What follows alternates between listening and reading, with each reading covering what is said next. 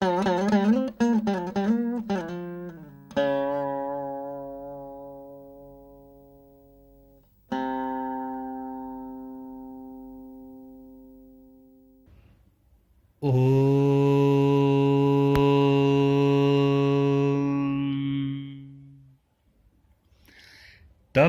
स्वाध्यायनिरतं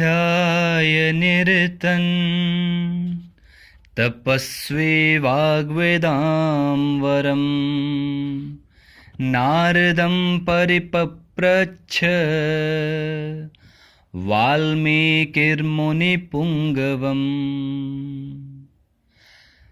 तपस्वी वाल्मीकि जी ने तपस्या और स्वाध्याय में लगे हुए विद्वानों में श्रेष्ठ मुनिवर नारद जी से पूछा, कौन वस्मिन् सांप्रतं लोके गुणवान कश्च वीर्यवान धर्मज्ञश्च कृतज्ञश्च सत्यवाक्यो दृढ़व्रतः। मुने, इस समय इस संसार में गुणवान, वीर्यवान, धर्मज्ञ, उपकार मानने वाला, सत्यवक्ता और दृढ़ प्रतिज्ञ कौन है? चारित्रेण च को युक्तः सर्वभूतेषु को हितः विद्वान कः कः समर्थश्च कश्चैक प्रियदर्शनः। सदाचार से युक्त, समस्त प्राणियों का हित साधक, विद्वान, सामर्थ्यशाली और एकमात्र प्रिय दर्शन पुरुष कौन है? आत्मवान को जित क्रोधो द्युतिमान कौन सूय कः कस्य बिभ्यति देवाश्च जातरोषस्य संयुगे। मन पर अधिकार रखने वाला, क्रोध को जीतने वाला, कांतिमान और किसी की भी निंदा नहीं करने वाला कौन है? तथा संग्राम में कुपित होने पर किससे देवता भी डरते हैं? एतदिच्छाम्यहं श्रोतुं परं कौतूहलं हि मे महर्षे त्वं समर्थोसि ज्ञातुमेवं विधं नरम। महर्षि, मैं ये सुनना चाहता हूँ, इसके लिए मुझे बड़ी उत्सुकता है और आप ऐसे पुरुष को जानने में समर्थ हैं। श्रुत्वा चैतत्त्रैलोकज्ञो वाल्मीकिर्नारदो वचः श्रूयतामिति चामन्त्रय प्रहृष्टो वाक्यमब्रवीत्। महर्षि वाल्मीकि के इस वचन को सुनकर तीनों लोकों का ज्ञान रखने वाले नारद जी ने उन्हें संबोधित करके कहा, अच्छा सुनिए, और फिर प्रसन्नतापूर्वक बोले, बहवो दुर्लभाश्चैव ये त्वया कीर्तिता गुणाः मुने वक्ष्याम्यहं बुदध्वा तैर्युक्ताः श्रूयतान् नरः। मुने, आपने जिन बहुत से दुर्लभ गुणों का वर्णन किया है, उनसे युक्त पुरुष को मैं विचार करके कहता हूँ, आप सुने। इक्ष्वाकुवंश प्रभवो रामो नाम जनः श्रुतः नियतात्मा महावीर्यो द्युतिमान धृतिमान वशी। इक्ष्वाकु के वंश में उत्पन्न हुए एक ऐसे पुरुष हैं जो लोगों में राम नाम से विख्यात हैं। वे ही मन को वश में रखने वाले महाबलवान, कांतिमान, धैर्यवान और जितेंद्रिय हैं। बुद्धिमान, नीतिमान, वाग्मी, श्रीमान, शत्रुनिबहर्णः, विपुलांशो महाबाहुः, कंबुग्रीवो महाहनुः। वे बुद्धिमान, नीतिज्ञ, वक्ता, शोभायमान तथा शत्रु संहारक हैं। उनके कंधे मोटे और भुजाएं बड़ी बड़ी हैं। ग्रीवा शंख के समान और ठोड़ी मांसल है। महेरस्को महेश्वासो गूढ़जत्रुररिन्दमः अजानुबाहुः सुशिराः सुललाटः सुविक्रमः। उनकी छाती चौड़ी तथा धनुष बड़ा है। गले के नीचे की हड्डी मांस से छिपी हुई है। वे शत्रुओं का दमन करने वाले हैं। भुजाएं घुटने तक लंबी हैं। मस्तक सुंदर है। ललाट भव्य और चाल मनोहर है। समः समविभक्तांगः स्निग्धवर्णः प्रतापवान पीनवक्षा विशालाक्षो लक्ष्मीवान शुभलक्षणः। उनका शरीर मध्यम और सुडौल है। देह का रंग चिकना है। वे बड़े प्रतापी हैं। उनका वक्षस्थल भरा हुआ है।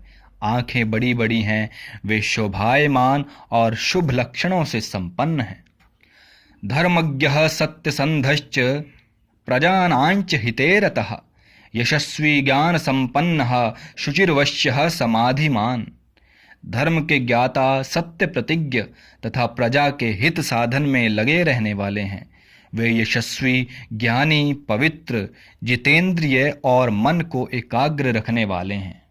प्रजापति समः श्रीमान धाता रिपुनीषूदनः, रक्षिता जीवलोकस्य धर्मस्य परिरक्षिता। प्रजापति के समान पालक, श्री संपन्न, वैरी विध्वंसक और जीवों तथा धर्म के रक्षक हैं। रक्षिता स्वस्य धर्मस्य स्वजनस्य च रक्षिता, वेद वेदांग तत्वज्ञो धनुर्वेदे च निष्ठितः। स्वधर्म और स्वजनों के पालक, वेद वेदांगों के तत्ववेता तथा धनुर्वेद में प्रवीण हैं। सर्वशास्त्रार्थ तत्वज्ञः स्मृतिमान प्रतिभानवान, सर्वलोकप्रियः साधुर्दीनात्मा विचक्षणः। वे अखिल शास्त्रों के तत्वज्ञ, स्मरण शक्ति से युक्त और प्रतिभा संपन्न हैं। अच्छे विचार और उदार हृदय वाले, वे बातचीत करने में चतुर तथा समस्त लोकों के प्रिय हैं। सर्वदाभिगतः सद्भिः समुद्र इव सिन्धुभिः, आर्यः सर्वसमश्चैव सदैव प्रियदर्शनः। जैसे नदियां समुद्र में मिलती हैं, उसी प्रकार सदा राम से साधु पुरुष मिलते रहते हैं। वे आर्य एवं सब में समान भाव रखने वाले हैं। उनका दर्शन सदा ही प्रिय मालूम होता है। सच सर्वगुणोपेतः कौसल्यानंदवर्धनः, समुद्र इव गांभीर्ये धैर्येण हिमवानिव। संपूर्ण गुणों से युक्त वे श्री रामचंद्र जी अपनी माता कौसल्या के आनंद बढ़ाने वाले हैं। गंभीरता में समुद्र और धैर्य में हिमालय के समान हैं। विष्णुना सदृशो वीर्ये सोमवत् प्रियदर्शनः, कालाग्नि सदृशः क्रोधे क्षमया पृथ्वी समः। धनदेन समस्त्यागे सत्ये धर्म इवापरः। वे विष्णु भगवान के समान बलवान हैं। उनका दर्शन चंद्रमा के समान मनोहर प्रतीत होता है। वे क्रोध में कालाग्नि के समान और क्षमा में पृथ्वी के सदृश हैं। त्याग में कुबेर और सत्य में द्वितीय धर्मराज के समान हैं। तमेवं गुण संपन्नम रामम सत्य पराक्रमम, ज्येष्ठं ज्येष्ठ गुणैर्युक्तम प्रियं दशरथः सुतम। प्रकृतीनां हितैर्युक्तम प्रकृति प्रिय काम्यया, यौवराज्येन संयोक्तु मच्छत प्रीतया महीपतिः। इस प्रकार उत्तम गुणों से युक्त और सत्य पराक्रम वाले सद्गुणशाली अपने प्रियतम ज्येष्ठ पुत्र को, जो प्रजा के हित में संलग्न रहने वाले थे, प्रजा वर्ग का हित करने की इच्छा से राजा दशरथ ने प्रेमवश युवराज पद पर अभिषिक्त करना चाहा। तस्याभिषेक संभारान् दृष्ट्वा भार्याथ कैकेयी, पूर्वं दत्तवरा देवी वर्मेन मयाचत। विवासनञ्च रामस्य भरतस्याभिषेचनम। तदनंतर राम के राज्य अभिषेक की तैयारियां देखकर रानी कैकेयी ने, जिसे पहले ही वर दिया जा चुका था, राजा से ये वर मांगा कि राम का निर्वासन और भरत का राज्याभिषेक हो। ससत्यवचनाद राजा धर्मपाशेन संयतः, विवासयामास सुतं रामं दशरथः प्रियम। राजा दशरथ ने सत्य वचन के कारण धर्म बंधन में बंधकर प्यारे पुत्र राम को वनवास दे दिया। सजगाम वनम वीरः प्रतिज्ञामनुपालयन्, पितुर्वचन निर्देशात् कैकेय्याः प्रिय कारणात्। कैकेयी का प्रिय करने के लिए पिताजी की आज्ञा के अनुसार उनकी प्रतिज्ञा का पालन करते हुए वीर रामचंद्र वन को चले। तम व्रजंतम प्रियो भ्राता लक्ष्मणोनुजगामः, स्नेहाद विनय संपन्नः सुमित्रानंद वर्धनः। भ्रात्रंदयितो भ्रातुः सो भ्रात्रमनुदर्शयन्। तब सुमित्रा के आनंद बढ़ाने वाले विनयशील लक्ष्मण जी ने भी, जो अपने बड़े भाई राम को बहुत ही प्रिय थे, अपने सुबंधुत्व का परिचय देते हुए स्नेहवश वन को जाने वाले बंधुवर राम का अनुसरण किया। रामस्य दयिता भार्या नित्यं प्राण समाहिता, जनकस्य कुले जाता देवमायेव निर्मिता, सर्वलक्षण संपन्ना नारीणामुत्तमा वधूः, सीताप्यनुगता रामं शशिनं रोहिणी यथा, पौरैर्नुगतो दूरं पित्रा दशरथेन च। और जनक के कुल में उत्पन्न सीता भी, जो अवतीर्ण हुई देव माया की भांति सुंदरी, समस्त शुभ लक्षणों से विभूषित, स्त्रियों में उत्तम, राम के प्राणों के समान प्रियतमा पत्नी तथा सदा ही पति का हित चाहने वाली थी, रामचंद्र जी के पीछे चली, जैसे चंद्रमा के पीछे रोहिणी चलती है। उस समय पिता दशरथ ने अपना सारथी भेजकर और पूर्ववासी मनुष्यों ने स्वयं साथ जाकर दूर तक उनका अनुसरण किया। श्रृंगवेरपुरे सूतं गंगाकूले व्यसर्जयत्, गुहुमासाद्य धर्मात्मा निषादाधिपतिम प्रियम। फिर श्रृंगवेरपुर में गंगा तट पर अपने प्रिय निषाद राज गुह के पास पहुंचकर धर्मात्मा श्री रामचंद्र जी ने सारथी को विदा कर दिया।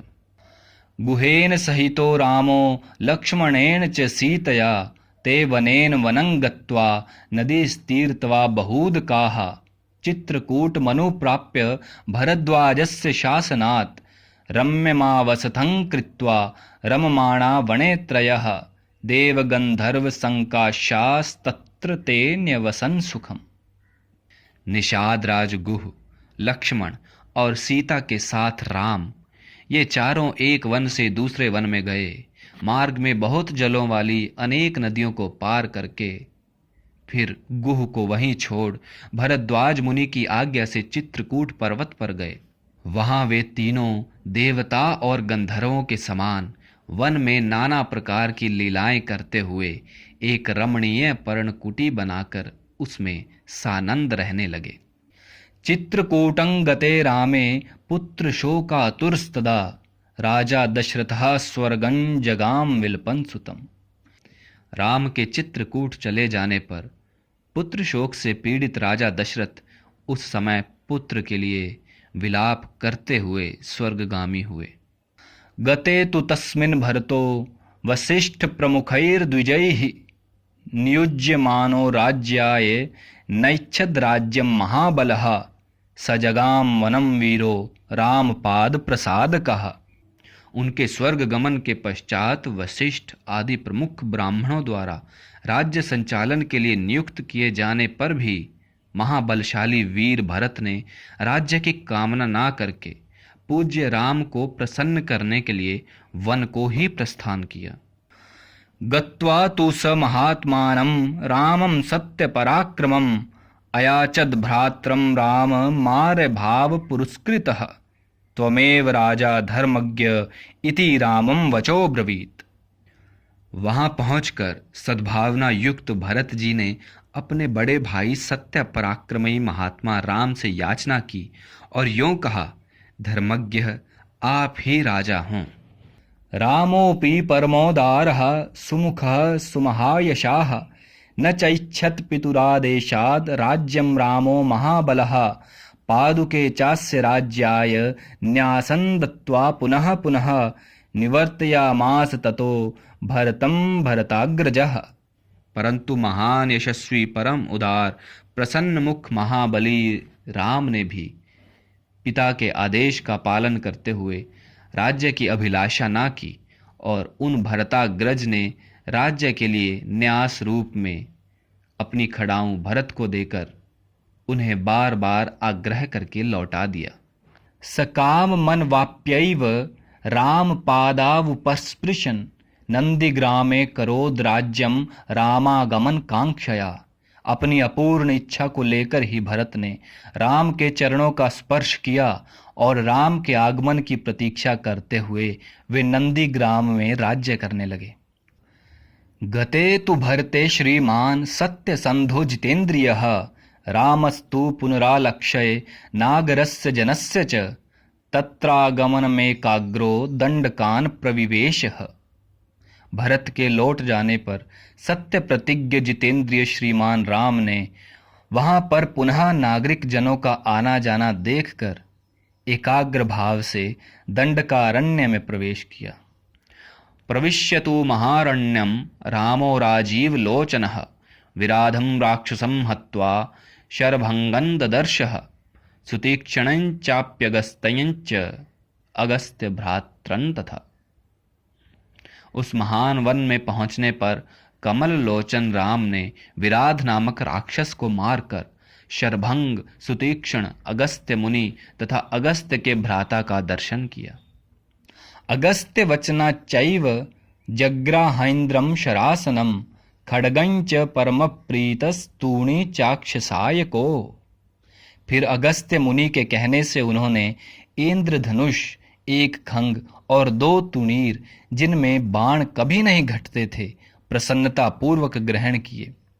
वसतस्तस्य रामस्य वने वनचरैः सह ऋषियोभ्यागमन सर्वे वधाया सुररक्षसाम। एक दिन वन में वनचरों के साथ रहने वाले श्री राम के पास असुर तथा राक्षसों के वध के लिए निवेदन करने को वहां के सभी ऋषि आए।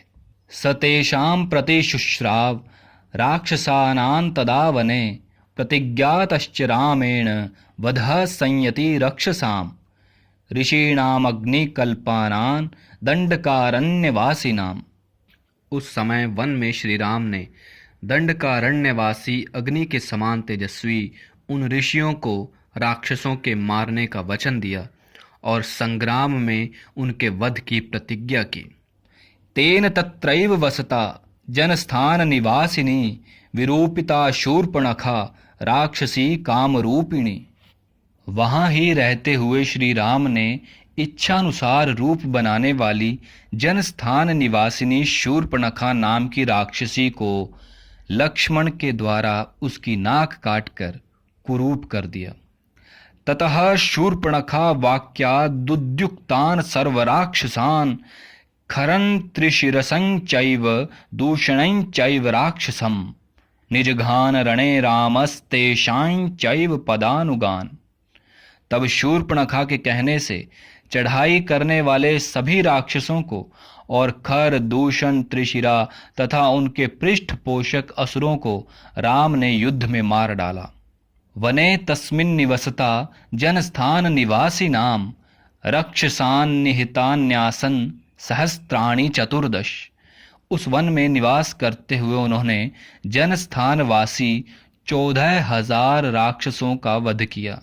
ततो ज्ञातिवधं श्रुत्वा रावणः क्रोधमूर्छितः सहायं वरयामास मारीचन्नाम राक्षसम। तदनंतर अपने कुटुंब का वध सुनकर रावण नाम का राक्षस क्रोध से मूर्छित हो उठा और उसने मारीच राक्षस से सहायता मांगी। वार्यमाणः सुबहुषो मारीचेन स रावणः न विरोधो बलवता क्षमो रावण तेन ते। अनादृत्य तु तद्वाक्यं रावणः कालचोदितः जगाम सह मारीचस्तस्याश्रम पदं तदा। यद्यपि मारीच ने ये कहकर कि रावण उस बलवान राम के साथ तुम्हारा विरोध ठीक नहीं है, रावण को अनेकों बार मना किया, परंतु काल की प्रेरणा से रावण ने मारीच के वाक्य को टाल दिया और उसके साथ ही राम के आश्रम पर गया। तेन माया विना दूरमपवाह्या नृपात्मजो जहार भार्यां रामस्य गृध्रन हत्वा जटायुषम। मायावी मारीच के द्वारा उसने दोनों राजकुमारों को आश्रम से दूर हटा दिया और स्वयं राम की पत्नी सीता का अपहरण कर लिया और उसने जटायु नामक गृध्र का वध किया। गृध्रंच निहतं दृष्ट्वा हृतां श्रुत्वा च मैथिलीं राघवः शोक संतप्तो विललापाकुलेन्द्रियः। तत्पश्चात जटायु को आहत देखकर और सीता का हरण सुनकर रामचंद्र जी शोक से पीड़ित होकर विलाप करने लगे। उस समय उनकी सभी इंद्रियां व्याकुल हो उठी थीं। ततस्तैनैव शोकेन गृध्रं दग्ध्वा जटायुषं मार्गमाणो वने सीतां राक्षसं संददर्शः कबंधन नाम रूपेण विकृतं घोरदर्शनम् तन्निहत्य महाबाहुर्ददाह स्वर्गतश्च सह। फिर उसी शोक में पड़े हुए उन्होंने जटायु गृध्र का अग्नि संस्कार किया और वन में सीता को ढूंढते हुए कबंध नामक राक्षस को देखा, जो शरीर से विकृत तथा भयंकर दिखने वाला था। महाबाहु राम ने उसे मारकर उसका भी दाह किया, अतः वो स्वर्ग को चला गया। स चास्य कथया मास शबरीन धर्मचारिणीम श्रमणान धर्म निपुणाम अभिगच्छेति राघव। जाते समय उसने राम से धर्मचारिणी शबरी का पता बतलाया और कहा, रघुनंदन, आप धर्मपरायणा सन्यासिनी शबरी के आश्रम पर जाइए। सोभ्यगच्छन्न महातेजाः शबरीं शत्रुसूदनः शबर्या पूजितः सम्यग् रामो दशरथात्मजः। शत्रुहंता महान तेजस्वी दशरथ कुमार राम शबरी के यहाँ गए। उसने इनका भली भांति पूजन किया। पंपा तीरे हनुमता संगतो वानरेण हनुमद्वचना चैव सुग्रीवेण समागतः। फिर वे पंपा सर के तट पर हनुमान नामक वानर से मिले और उन्हीं के कहने से सुग्रीव से भी मेल किया। सुग्रीवाय च तत्सर्वं शंसद्रामो महाबलः आदितस्तद्यथावृत्तं सीतायाश्च विशेषतः। तदनंतर महाबलवान राम ने आदि से ही लेकर जो कुछ हुआ था वो और विशेषतः सीता का वृत्तांत सुग्रीव से कह सुनाया। सुग्रीवश्चापि तत्सर्वं श्रुत्वा रामस्य वानरः चकार संख्यं रामेण प्रीतश्चैव अग्निसाक्षिकम्। वानर सुग्रीव ने राम की सारी बातें सुनकर उनके साथ प्रेम पूर्वक अग्नि को साक्षी बनाकर मित्रता की। ततो वानर राजेन वैरानुकथं प्रति रामाया वेदितं सर्वं प्रणयाद दुखितेन च। उसके बाद वानर राज सुग्रीव ने स्नेहवश वाली के साथ वैर होने की सारी बातें राम से दुखी होकर बतलाईं। प्रतिज्ञातंच रामेण तदा वालिवधं प्रति वालिनश्च बलं तत्र कथयामास वानरः सुग्रीवः शंकितश्चासी नित्यं वीर्येण राघवे। उस समय राम ने वाली को मारने की प्रतिज्ञा की। तब वानर सुग्रीव ने वहां वाली के बल का वर्णन किया, क्योंकि सुग्रीव को राम के बल के विषय में बराबर शंका बनी रहती थी। राघव प्रत्ययार्थं तु दुन्दुभेः कायमुत्तमं दर्शयामास सुग्रीवो महापर्वत सन्निभम। राम की प्रतीति के लिए उन्होंने दुन्दुभि दैत्य का महान पर्वत के समान विशाल शरीर दिखलाया।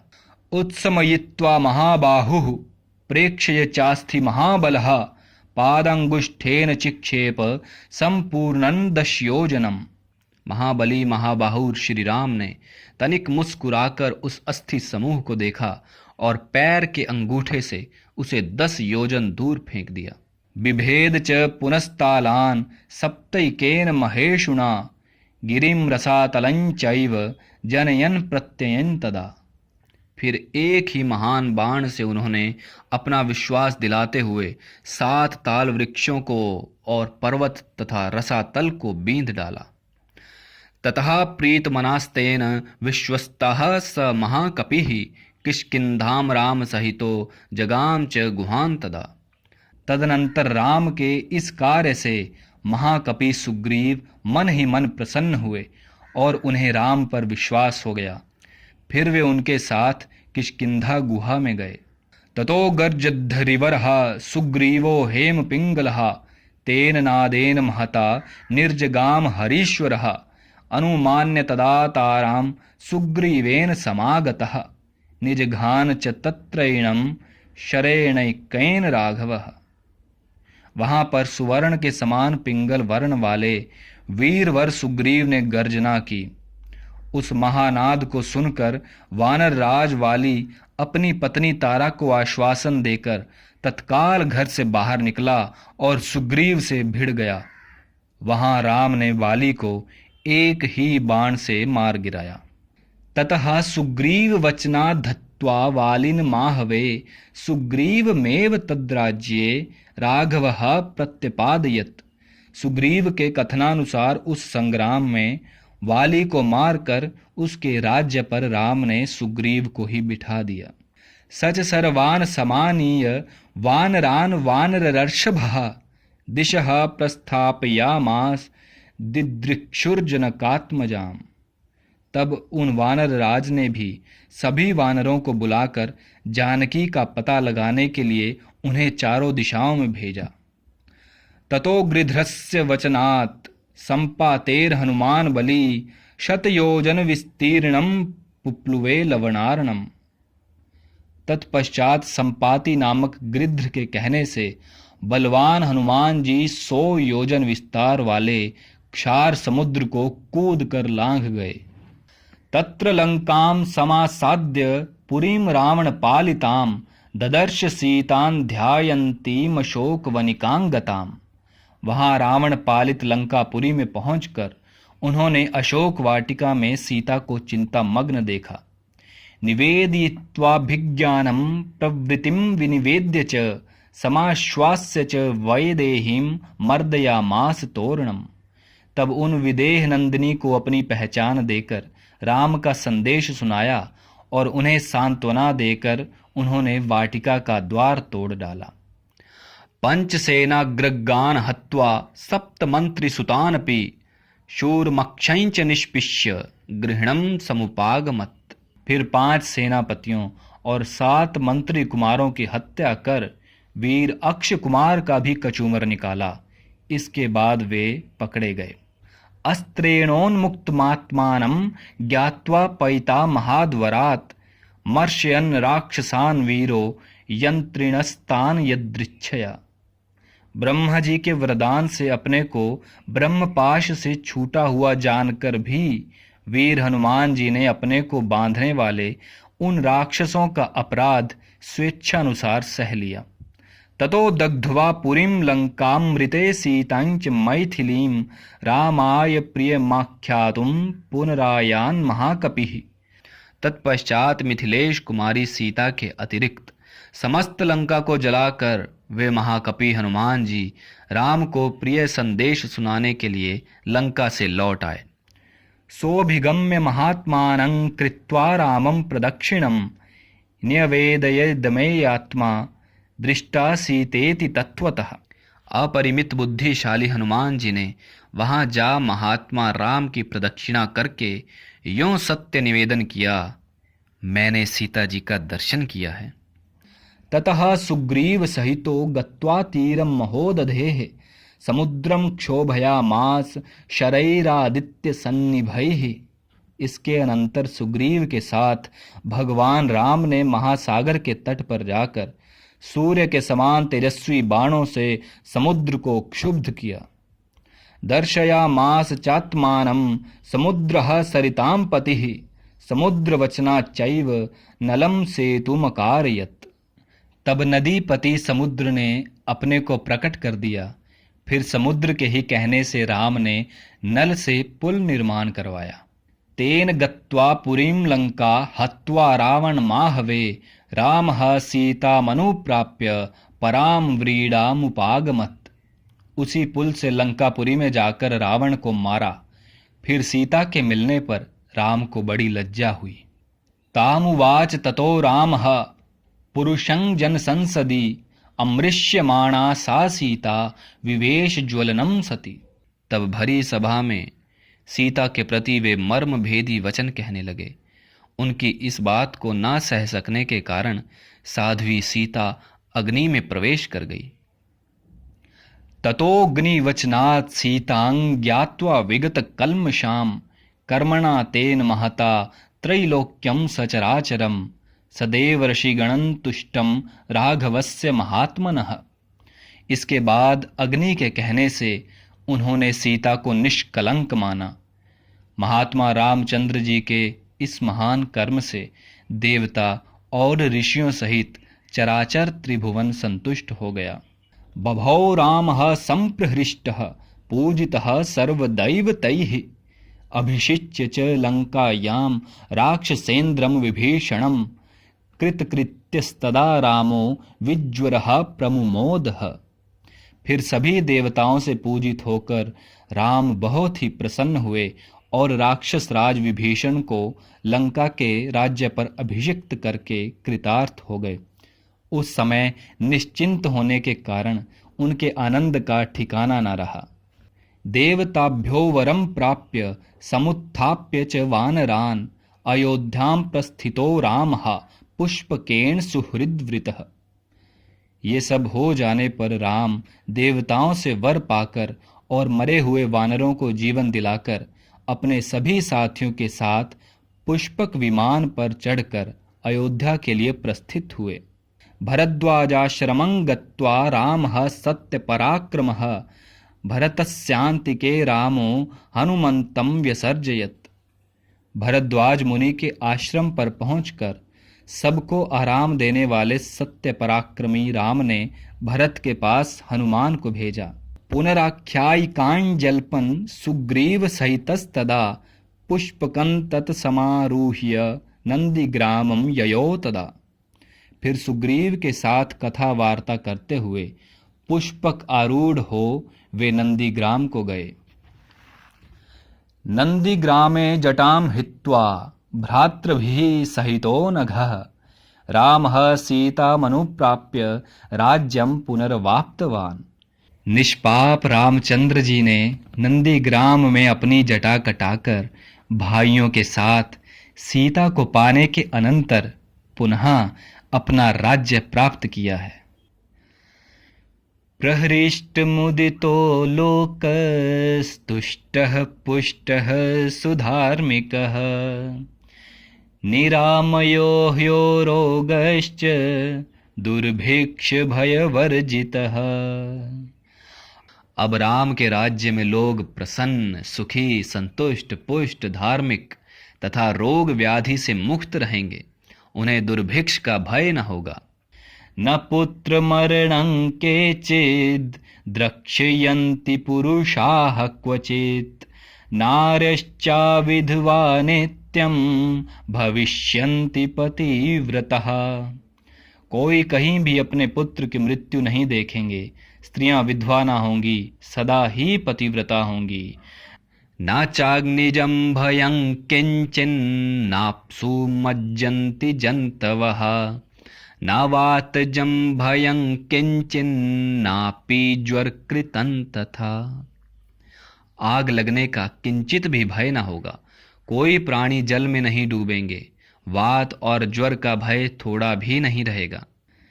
न चापि क्षुद्भयं तत्र न तस्कर भयं तथा नगराणि च राष्ट्राणि धन धान्ययुतानि च। क्षुधा तथा चोरी का डर भी जाता रहेगा। सभी नगर और राष्ट्र धन धान्य संपन्न होंगे।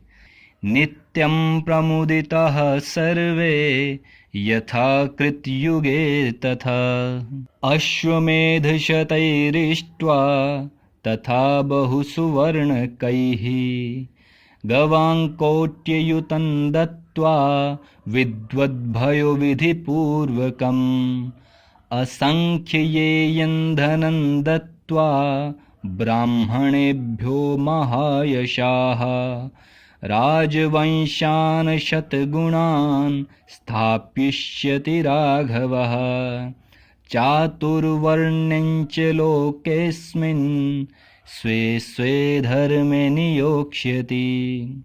सतयुग की भांति सभी लोग सदा प्रसन्न रहेंगे। महायशस्वी राम बहुत से सुवर्णों की दक्षिणा वाले 100 अश्वमेध यज्ञ करेंगे। उनमें विधि पूर्वक विद्वानों को 10,000 करोड़ गो और ब्राह्मणों को अपरिमित धन देंगे तथा 100 गुने राजवंशों की स्थापना करेंगे। संसार में चारों वर्णों को वो अपने अपने धर्म में नियुक्त रखेंगे। 10 वर्ष सहस्राणि 10 वर्ष शतानि च रामो राज्यमुपासित्वा ब्रह्मलोकं प्रयास्यति। फिर 11,000 वर्षों तक राज्य करने के अनंतर श्री रामचंद्र जी अपने परम धाम को पधारेंगे। इदं पवित्रं पापघ्नं पुण्यं वैदैश्च सम्मितं यः पठेद् रामचरितं सर्वपापैः प्रमुच्यते। वेदों के समान पवित्र, पाप नाशक और पुण्यमय इस रामचरित को जो पढ़ेगा वो सब पापों से मुक्त हो जाएगा। एतदाख्यानमायुष्यं पठन् रामायणं नरः सपुत्र पौत्रः सगणः प्रेत्य स्वर्गे महीयते।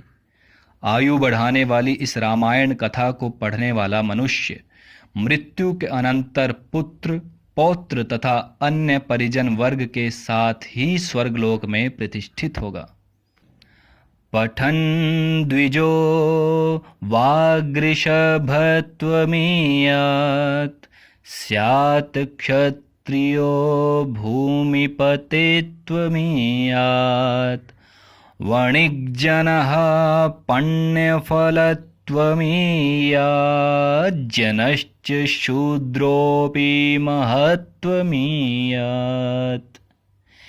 इसे ब्राह्मण पढ़े तो विद्वान हो, क्षत्रिय पढ़ता हो तो पृथ्वी का राज्य प्राप्त करे, वैश्य को व्यापार में लाभ हो और शूद्र भी प्रतिष्ठा प्राप्त करे। इत्यार्षे श्रीमद् रामायणे वाल्मीकीये आदि काव्ये बालकांडे प्रथमः सर्गः। इस प्रकार श्री वाल्मीकि निर्मित आर्ष रामायण आदि काव्य के बालकांड में पहला सर्ग पूरा हुआ।